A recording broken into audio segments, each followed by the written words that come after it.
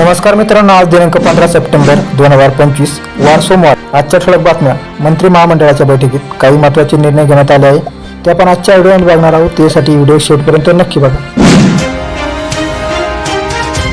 उपसा जल सिंचन योजनेतील वीज सवलत वाढ. राज्य मंत्रिमंडळाने लिफ्ट इरिगेशन उपसा जल सिंचन योजनेतील वीज दर सवलत मार्च 2027 पर्यंत वाढवण्याचा निर्णय घेतला आहे. पूर्णत अन्नधान्य नाही मिळणाऱ्या शेतकऱ्यांसाठी मदत.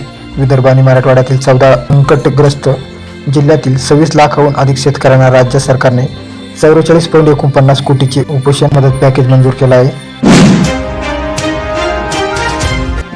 नमो शेतकरी योजनेखाली आर्थिक सहाय्य. राज्य सरकारची नमो शेतकरी योजनेअंतर्गत 7व्या हप्त्यामध्ये 91.65 लाख शेतकऱ्यांच्या खात्यात 1.892 कोटी हस्तांतरण केले गेले.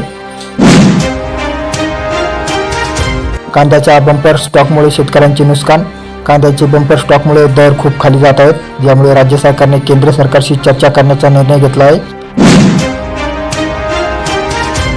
राज्य सरकारने 4849 एकर जमीन 963 शेतकऱ्यांना परत देण्याचा निर्णय घेतला आहे.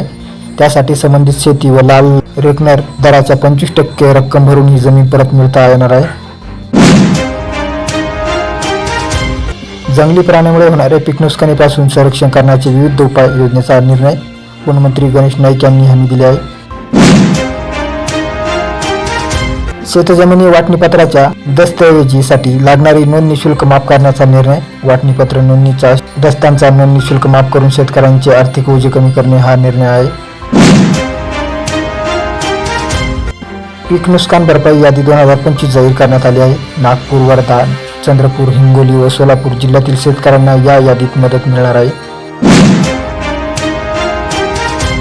तुकडाबंदी कायदा रद्द करण्याचा निर्णय. विधानसभेत घोषणा झाली आहे की शेती जमीन वाटप आणि व्यवहारात येणाऱ्या बंधना जसे की तुकडी बंदी आता बंद करण्यात येणार आहे. ESOP तयार होणार आहे.